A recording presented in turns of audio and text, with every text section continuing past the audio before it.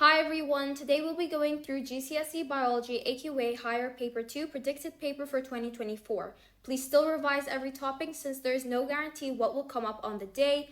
I have timestamps in the description so you can go over a certain topic if you want, and if you do want more practice, I've also linked some more videos in the description.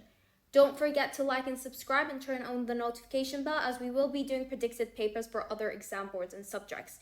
If you want the PDF copy, you can access it in the link below. It will be in the description. Let's get started. Question 1. Some students wanted to find the number of thistle plants growing on a lawn. The students placed 10 quadrants at different positions on the lawn, and each quadrant measured 1 by 1 meter. The student counted the numbers of thistle plants in each quadrant. A. Which method should the students use to decide where to place these 10 quadrants? First option is place the quadrant as evenly as possible around the lawn. 2. Place 5 quadrants in an area with many thistle plants and 5 quadrants in an area with only a few thistle plants. And 3. Place all quadrants randomly on the lawn. The correct option is the third one. We want to always place it randomly. This is because we want to make our answers as accurate possible when calculating the mean. B. The diagram shows lawn with the position of the thistle plants and students' 10 coordinates. Complete the table to show how many thistle plants the student found in each of the 4 quadrants. The number of thistle plants is found in all 10 quadrants. If we look, we need to say number 1. This is number 1. We see 1, 2, 3, 4. Now, if you do the same to each one, you get 2, 2, and 0. Now it says over here we need to find out the total. All we have to do is just add all of this together, and if we add this, you can do this on your calculator, we would get 15. 2i. Calculate the mean number of thistle plants in one quadrant. We know that our total is 15 and we use 10 quadrants as shown here. So we are just going to divide this by 10 and our answer will be 1.5. 3i. The lawn measured 12 meters long and 10 meters wide. Use your answer from part B to I to estimate the number of thistle plant on the lawn. First, we find our area, so we do the length times the width, so 10 times 12, and this is 120. Now they tell us to use 2b to I, which means we are going to use our mean, which is 1.5, as the number of thistle plants in each quadrant. So we just times this by 1.5, and our answer will be 180. We do this because it's as if we put a quadrant in every single part of the area, and we get the average of 1.5 in each one, so our answer is 180. How could the student make their estimate more accurate? It's always the same two things. It's to use a larger sample size, more quadrants. The more sample sizes that we use, the more accurate it will be because we get our larger sample, so we get to see more of different areas, because some areas might have more, some areas might have little. Even though we did do it randomly, it may be randomly that we put all our quadrants in an area with high number of thistle plants, but we didn't. If we put more larger samples and we use more quadrants, then we would have also been able to get where it was less, and also to use bigger quadrants as that takes up more area. Question 2. The photograph shows a fossil of a prehistoric bird. A. Describe 3 ways in which fossils can be made. First, parts of the organism may have not decayed, such as bones are preserved. Also, conditions needed to be decayed can be absent. So let's say there's acidics and blogs, or there's lack of oxygen, so they do not decompose completely. Also, it could be that parts of the organisms are replaced by other materials as they decay, such as being mineralized. Also, other preserved traces of organism, footprints, even traces, these allow imprints or of making of an organism so that a fossil can be made. B. The drawing shows that the prehistoric bird might have looked like when it was alive, and scientists think that it was a predator. Look at the drawing and write down 3 adaptations that may have helped this bird to catch its prey. And with each adaptation, how has it actually helped catch the prey? We have 3 things over here. We have the toothed beak, wing claws, and broad wings with feathers. They say 3 adaptations, so we already know that these are the 3 features. It's always a feature and how that has helped it to adapt to its circumstances. We have tooth beak. This means that he had teeth, which means that it can be good for biting the prey. And then he also has these wing claws. These wing claws means that it's able to grip a prey, and then it has wings, which means it's able to take flight and to be able to find a prey much more easily. And it can be very simple. You do not need to give that much information. They do not expect you to know a lot about this bird. They just want you to take whatever you can see in the diagram and use logic to find out how this may help them catch a prey. 2i. The prehistoric bird is now extinct. Give 2 reasons why animals may become extinct. There is many different reasons why an animal may become extinct, and this is because of new predators, new diseases, better competitors, also a catastrophe such as a volcanic eruption or a change in the environment over a geological time. Also, something like climate change is a reason why lots of animals now is becoming extinct. Also, a lack of food or also a prey dies out, like as if it's hunted to extinction. And also this can cause differences in the food web, meaning some things are more extinct than others because of this lack of food. Question 3. The diagram shows a food chain in a garden. Name one consumer found in the diagram above. A consumer is something that eats a different thing, it consumes something. So this can either be the snail since it consumes a lettuce, or a shrew because it consumes the snail. B. Name one carnivore shown in the diagram above. A carnivore is something that eats meat, and the only meat that we have here is snail, so it is the shrew that is the carnivore. C. A disease kills most of the shrew in the garden. Suggest why the number of snails in the garden may then increase. If most shrews are already gone, this means snails can able to grow and they're more likely to survive because these shrews are not eating them as much. There isn't as much as them being dead because they're being eaten by shrew because there isn't much of the shrew anymore. So it's because fewer shrews will eat them. If we go into this further, even though the question doesn't ask, this also can mean that the lettuce can start to decrease. This is because there is now more snails and not many of them are dying off, which means more snails, meaning they need to eat more, so that they need more food so that they can grow their population. So the lettuce is going to start to decrease. This is what means when we say that one thing in the food web can start to affect the other populations and species around them. D. What is the name given to all the snails in the garden shown in the diagram above? This is a population. E. Which pyramid of biomass is correct for the food chain shown in the diagram above? This is C. This is because we have the lettuce. It's always the first one that is the most, and then whatever comes after is the snail, and then the shrew. It goes in the order of the food web.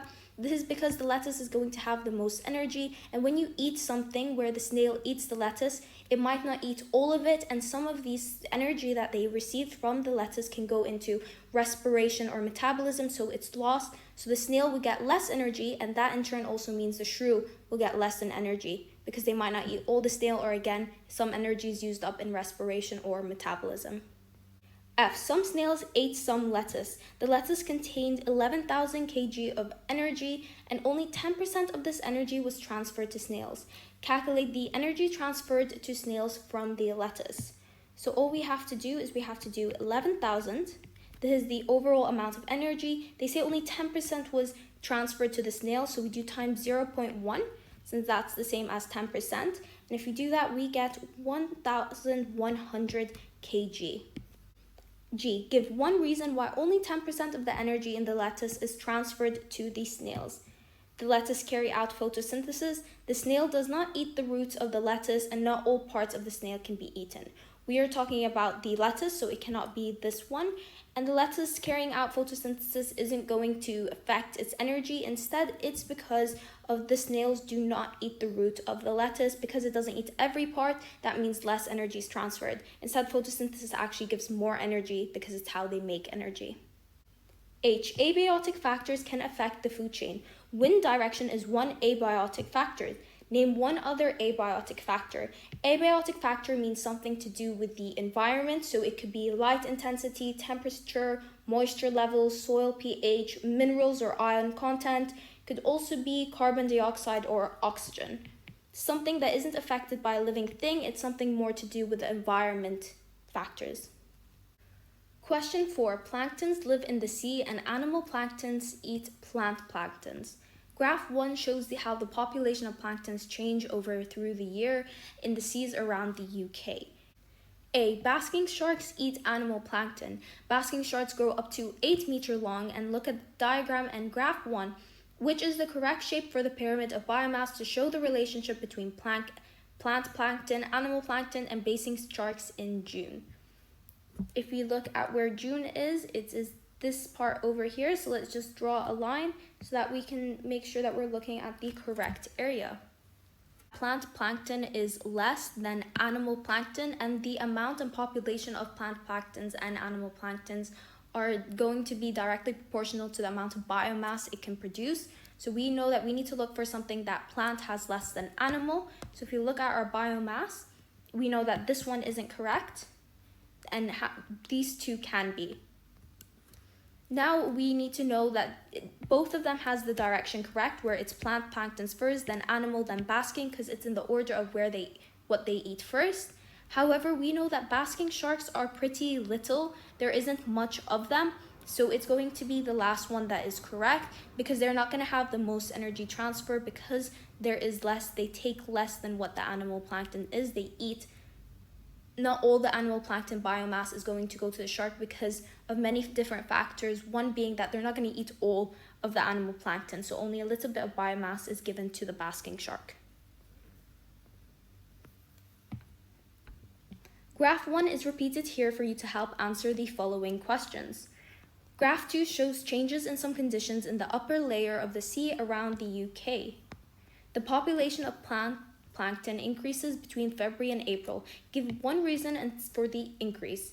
So if we do February to April, we can see over here that there are two things that increase. We see an increase in this line, which over here shows its light, and there's also an increase over here, which is in temperature. There is, however, a decrease in minerals. So because there is an increase in light and temperature, we know that because they are plants, they are going to have more increased photosynthesis, and because there's more increased photosynthesis, there is more energy, they're able to reproduce more, therefore the population of planktons are able to increase because they're able to give this energy to support themselves.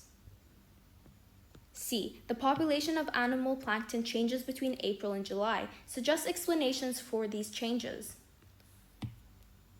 April and July is over here. Again, we can see here we have light increases but then decreases, we have temperature increase, and we have mineral being very low. And we look in this graph, we see April this way and we have July here. We can see here that the plant plankton decreases halfway because of the animal plankton increasing. So the answer is it's because there is first an increase in the beginning due to the plant plankton and food, because there's more light, because there's more increase in temperature, there is more photosynthesis. So it first increases because they talk about changes, they don't say what type. And then also then it decreases due to the fall of planktons, and this is because of it being eaten by sharks and being eaten by animal planktons, because we see in this graph that starts to increase. Therefore, because it's increased, they need to also support their population, and they do this by eating the plant plankton. D. The concentration of mineral ions changes between February and December. Suggest explanations for these changes. If I just move all of these, and we just want to know from February, so from here to December, if we follow where the mineral is, it goes down and then it goes back up. So they want to know our changes. When they say changes, they want to know why does it increase, as well as why does it decrease. Now this is because, first of all, there's a fall due to the intake by plants. Here in the bottom where it starts to fall, there is less plants in the same way if you look at the graph number 1. Because there's less plants, there's less minerals being taken. Also, it can be increased due to decay and decomposition and breakdown. And also this is because of the dead plant and animal plankton. Because they're now dead, they start to decay and decompose. When they decay and decompose, more mineral ions are released into the atmosphere, and that's why they start to increase here, because during these periods they are going down. Question 5. The map shows pie chart A, B, C, and D give information about the fisheries in some of the seas around Europe. Which pie chart A, B, C, or D shows the fisheries with the largest amount of overfishing? Overfishing is this line over here. These are pie charts. So if we see which one has the most of this, the line overfishing, and we just see which one is the most, we see A is the least. D and B looks the same because they both have like a right angle. We can see C has the most amount percentage of pie chart taken up by that overfishing key. So it is C. B. It is important to maintain fish stocks high enough for breeding to continue. Give one reason why. This is because other species may disappear altogether and also to avoid extinction. C. Give 2 ways in which fish stock can be conserved. This can be due to many different ways. One easy way is to regulate the net size. Also can be to impose fishing quotas, so a certain amount can be caught and then the rest can be there to make sure the population can regrow once again. Also, we can limit fishing during breeding seasons, ban discarding of fishes, and ban fishing in certain areas. 6. Human activities affect the environment. List A gives 4 human activities and list B gives the effect of the activities on the environment. Draw one line from each human activity in list A to this effect on the environment in list B. Digging a new quarry. This reduces the land available for wild animals. Spraying pesticides on crops. This pollutes hedges around the fields. Growing rice. These add methane to the atmosphere, contributing to global warming and climate change. Driving cars that release sulfur dioxide. This produces acid rain, which is bad for the environment, for the animals, and also contributes to global warming and climate change. B. Human activities are increasing global warming. Give 2 effects of global warming on the environment. This can be climate change. We also have more extreme weathers, changes to the weather patterns, such as some area having a much higher temperature than before, and some areas having colder. There is a rise in sea level. There's the melting of ice caps, reduced biodiversity, changes in migration patterns for animals such as birds, and changes in distribution of species, such that tropical species can now be grown in UK, which this is the first time it has ever happened. It wasn't able to happen, let's say 10-20 years ago. Now we are going to go on to human nervous system questions. If you want to practice these, we have created a video that goes through every single type of question that is possible with human nervous system and every question that has ever been asked. I linked it up and in the description as well, so you can go over that. It's in a quiz style to make sure that you know every single thing that can come up for human nervous system, and it's only a 10 minutes quiz, so I really do recommend that you go over it to make sure there is no gaps in your knowledge. Question 7. Diagram below shows a brain. Label A, B, C on the diagram above and choose answer from the box. Let's start with A. We know that this area over here is called the cerebellum. B over here, this small part, this is called the pituitary gland.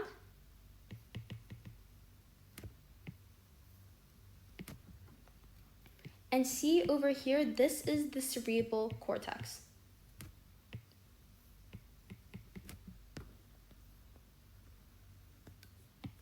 B. Which part of the brain controls balance when riding a bike?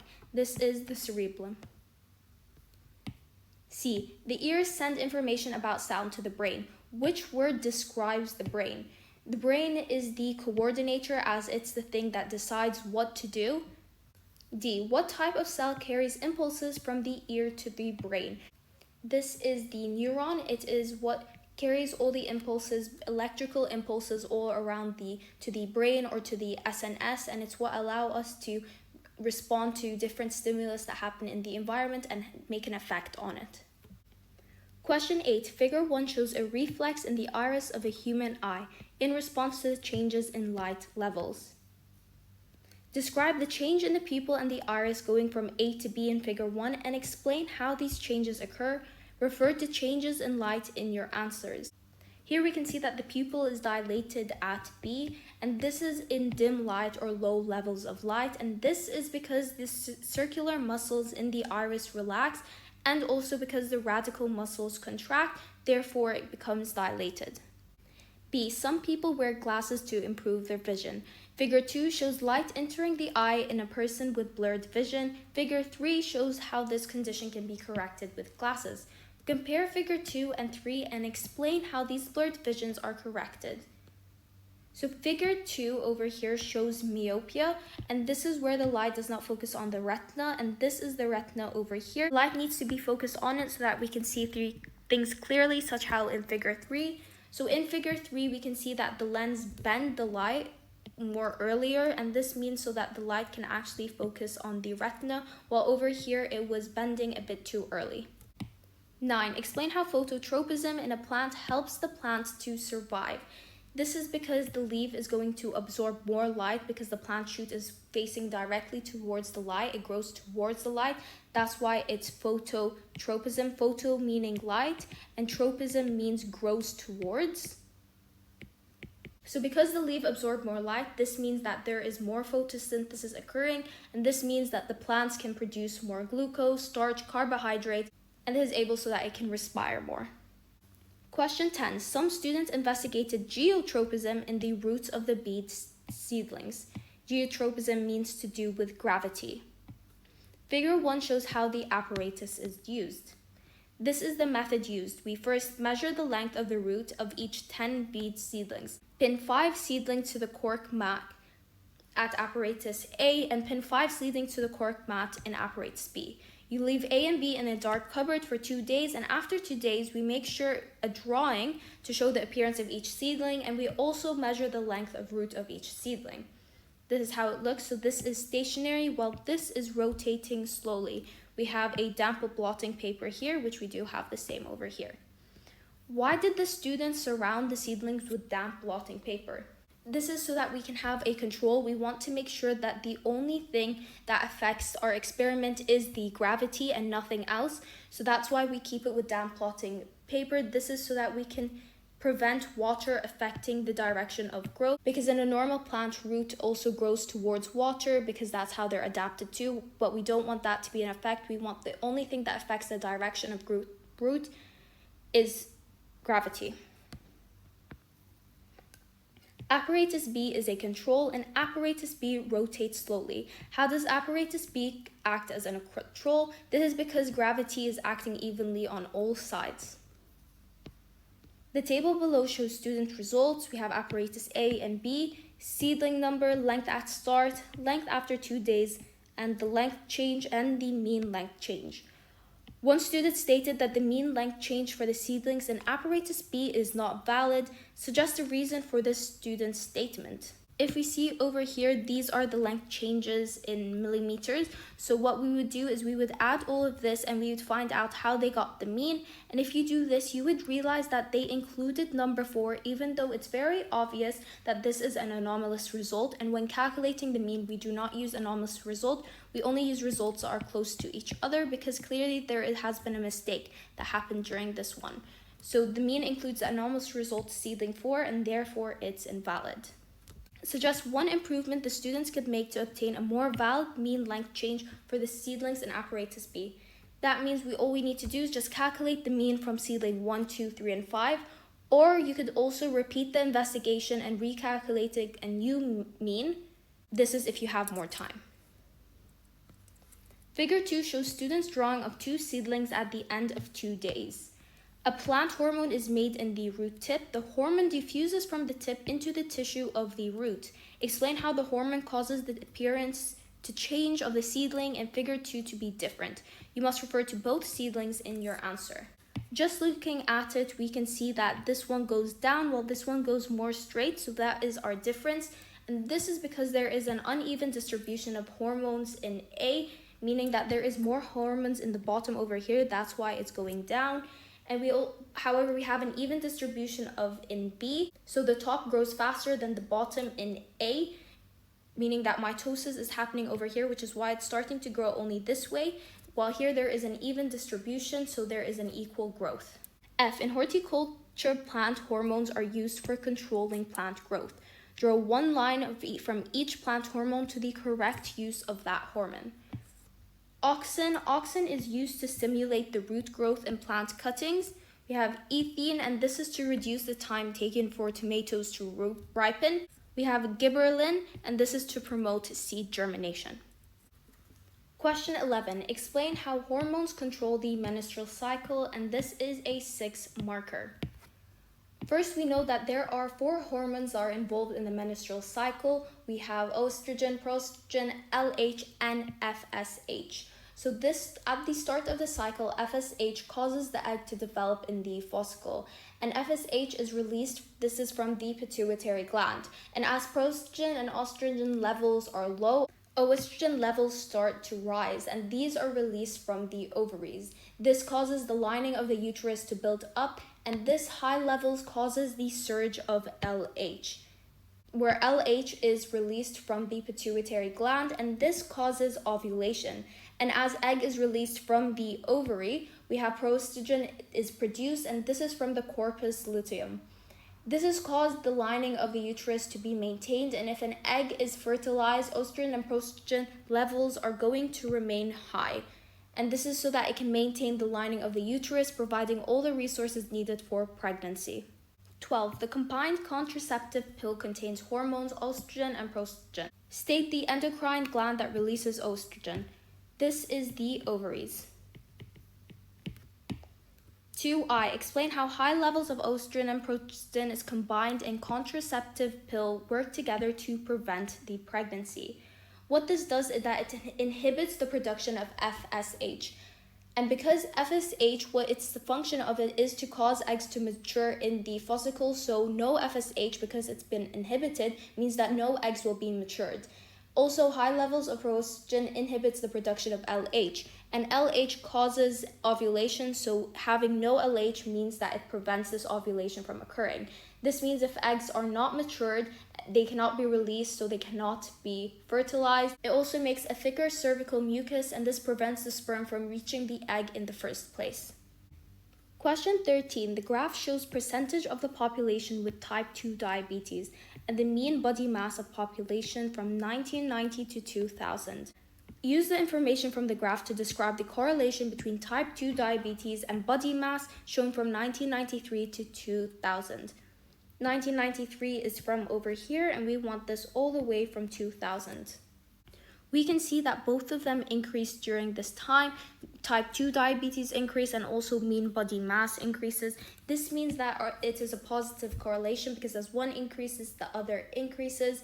And you can just show over here how, just say from the graph, you can say that it increases from upwards. Suggest how a change in body mass may cause a person to develop type 2 diabetes. Increasing body leads to obesity and leads to you being overweight. This means when you're overweight, you have a higher risk for your body to not respond to insulin. So there is a insulin resistant, therefore type 2 diabetes are going to be developed. Use the equation to calculate the body mass index BMI for a person with a body mass of 78 kg and a height of 1.7 meters. So this is mass divided by, this line is the same as divide, by height in meters squared. So our mass is 78 and height in meters squared is 1.7 squared, or that's the same as 1.7 times by 1.7. And if you just put this into your calculator, we will get 27. Use the chart to find the BMI category for this person. We know that it's 78 kg and 1.7. So first we'll see 1.7. We know we're using this line over here. And if we do 78, it will be something around here. So all we have to do is just put it. And this point over here where they both cross each other is where the BMI is. Now all we have to do is look what range it is in. It's in this dark to mid-gray-ish. And if we go we can see that this means they are overweight. So C. Describe how the human body acts in response to low glucose level in the blood. Glucagon is first released, and this is from the pancreas. And then we have glycogen to glucose, and this happens in the liver or in the muscle cell. And this acts to raise the blood glucose level. Every single time you're talking about a hormone or a substance that you need to use, just saying where it comes from, such as the pancreas or liver, or even in the menstrual cycle, how we say that certain hormones come from the pituitary gland, this will give you an extra mark if you're not sure what to say. 14. In humans, chromosome X and chromosome Y are sex hormones. A. Most cell in human body contains 2 sex chromosomes. Which type of cell does not have 2 sex chromosomes? This is a red blood cell, and this is because it does not have a nucleus, so it does not have any DNA in fact. B. Apart from sex chromosomes, how many other chromosomes are in the most of human body cells? So because they say apart from sex chromosomes, we need to move this, so it's actually 44. If they say including, it's actually 46. So that is a sneaky question that they put over here, so make sure you read the question very carefully. Stickler syndrome is an inherited disorder that may cause damage to the eye. One symptom of Stickler syndrome is that black spaces can appear in the visual image. Which part of the eye is affected by the Stickler syndrome? This is the retina because that's responsible for our visual image. Stickler syndrome is caused by an inheritance in the dominant allele. The diagram shows the inheritance of Stickler syndrome in 2 families. If you look at the key, we know that black means affected and white means unaffected. Square means male, circle means female. Use the following symbols in your answer for D and E. A is dominant allele for a Stickler syndrome, and A, just a lower capital, is a recessive allele for unaffected vision. Explain why none of the children in person 7 or 8 have a Stickler syndrome. All we have to do is look at where 7 and 8 is. These are 2. You can see that none of them have the Stickler syndrome. This is because both of them are unaffected. We know that it needs the dominant allele so that we can actually have a Stickler syndrome. This means it's A. Dominant means that even if it had one of the recessive, which means it's unaffected, the A, which is the dominant, is going to be affected so that they actually do have the Stickler syndrome. Meaning the only way that they can be unaffected is if they have 2 recessive alleles. So both of them are AA. Now if we do our Punnett graph, we know that any possibility of them having a child is all going to be AA, so there is no way that they're going to make it affected because they just do not have this dominant allele that they can pass on, which is all we have to say. We say that 7 and 8 are parents that do not have AA. This is because they show recessive characteristics because they're homozygous. Homozygous means they have just 2 of the same allele. This means that the child cannot inherit A because they cannot pass it down to them, so they must be AA. E. Person 12 marries person 18. Use the Punnett square diagram to find the probability that their first child will be a female with a Stickler syndrome. If you look at 12, we can see that it is an affected female. However, we don't know if it's AA or AA because both of them will make them have the condition of Stickler syndrome. What we can do to figure out which one it is to look at its parents. So if we look at this parents, we can see that we have one with recessive and one that's affected. So we know this is AA and this is AA. Now we have 2. Because we still also don't know if this is AA or AA2, we look back again at their parents. We can see 2. We can say that we look at the kids that it produced. It produced one that's affected and one that's unaffected, which means that parent number 2 has to be AA and have this recessive allele because there is no way to create a child that doesn't have this at all unless they had it, so that when we do their Punnett graph, we can see that there is a possibility of having this AA even though it's just a 25%, a 50% chance. There must be this because if it was 2A, then every single one of its child will make sure they have the Stickler syndrome. So we know this is AA, so therefore this has to also be AA. So we know that 12 is AA, and we know that 18 was not affected at all, so it's AA. Now we do the Punnett square diagram. So we have AA here, and we have AA here. Now we just put them together as if we're cross multiplying. And we can see that the first child to have Stickler syndrome, we can see that this is a 50% chance. However, that is not the answer. They did put a sneaky thing over here, which is that it has to be a female. We know that there is 50% chance of something becoming a female or male, so we times this by 50% again. This is how we do probability, kind of like tree diagrams in math. So we do 50 times 50%, so that's 0.5 times by 0.5. and therefore we get 0.25 as the probability of a female child with Stickler syndrome. Question 15. The image below shows an ancestor of elephants and a modern African elephant, and the ancestor lived for about 35 million years ago, and both of them can reach up into the trees to get leaves. In 1800s, Darwin and Lamarck had different theories about how long noses evolved in the trunk of African elephants. Use Darwin's theory of natural selection to explain how the elephant's trunk has evolved. Both of them, well, one has a nose and one has a trunk. Now, with natural selection, it's always the same thing. It's always the same structure. So I do recommend that you learn the structure because it's very common that it comes up. First, we say that there was a variation, and this is always due to a mutation. This means whatever adaptation, which here is longer-nosed individual, are able to get more food, which means that their survivors are able to breed, meaning those with short noses aren't going to be able to get food, which means they die out before they had the chance to reproduce and pass on this allele. Because the survivor breed, they're able to pass on the genes and DNA, which means that it's able to come in the next generations to come, and most of that generation will now have that allele.